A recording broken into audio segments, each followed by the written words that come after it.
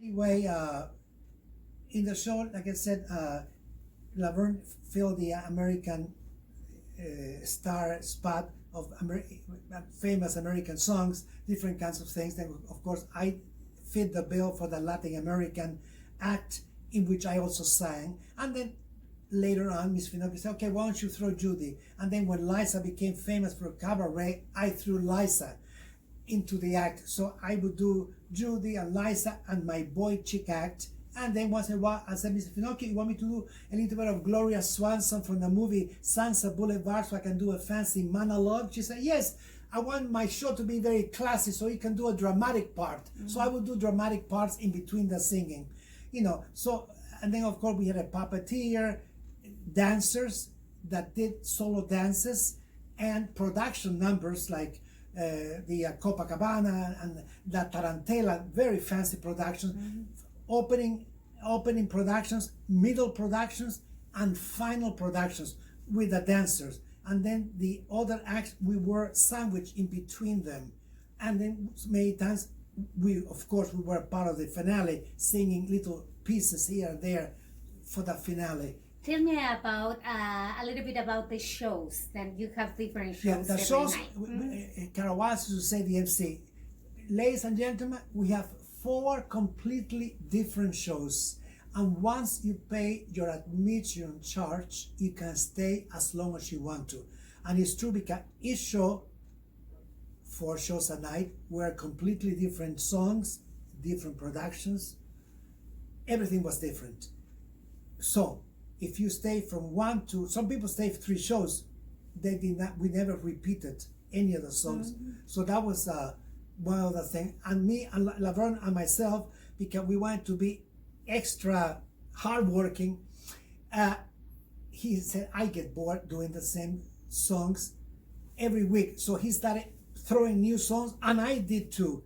Then toward the end, Miss Finocchio says, David, the band is complaining. You're changing too many songs and they have to rehearse. Honey, just do the same thing over and over. I said, but Miss Finocchio, you don't want me to get stale. You want me to this isn't achieve these arrangements. And Laverne and I, we try to spruce up the show in case somebody does come back. I try to go to her psychic. If they come back another day during the week, instead of saying, oh, David did the song last week, it's a new. Yes, you have a point, but dear, you know what I mean. We have to keep the musicians happy. I said, okay, fine.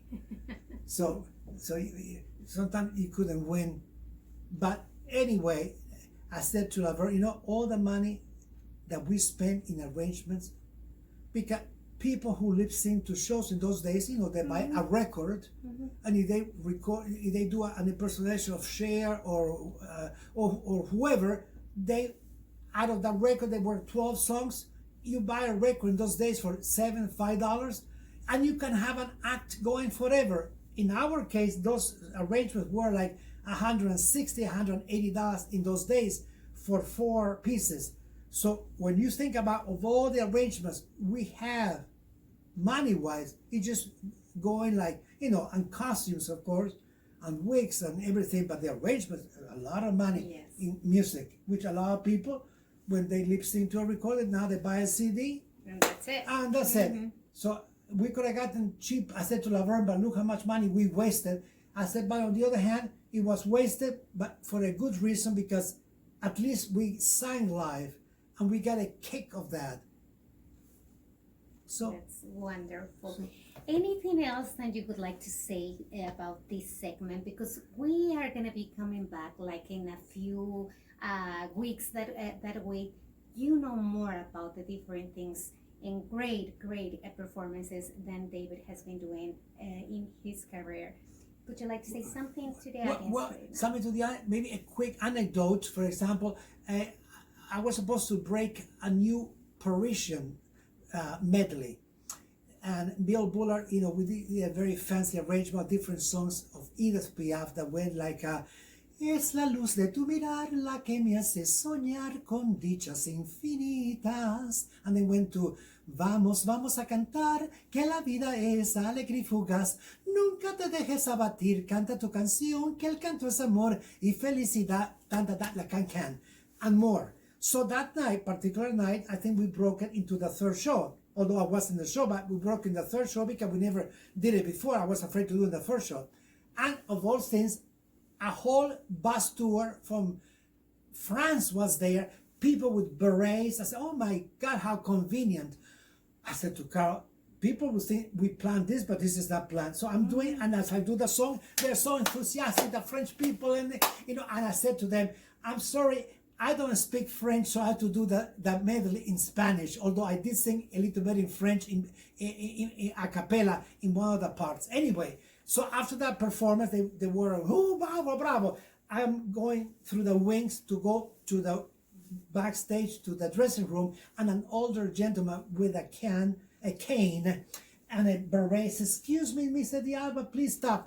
And he says, oh, Miss Piaf will be all smiles in heaven. She will be so happy with the tribute you gave to her.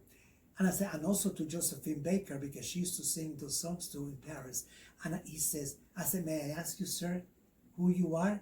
And he said, in a very modest way, I was one of the pianists that played for Miss Piaf in Paris. Oh, I said to Carol Wallace, oh my God, in those days we didn't have any cellular phones or anything, but we could have taken a picture like we used to do sometimes with a Polaroid camera, but we weren't ready for this because. So I said to Carol, we cannot buy this publicity to have, of all things, that day I break this song, Edith Piaf pianists there. So things like that are like a tattoo in my heart because there was no photograph taken, but it's very vivid, the memory, because I wasn't expecting it. And it's a surprise to this day. And you So have that's it in your heart, in the mind. Yes, wonderful. Then So see thank you so until much. the next time. See you soon. God bless.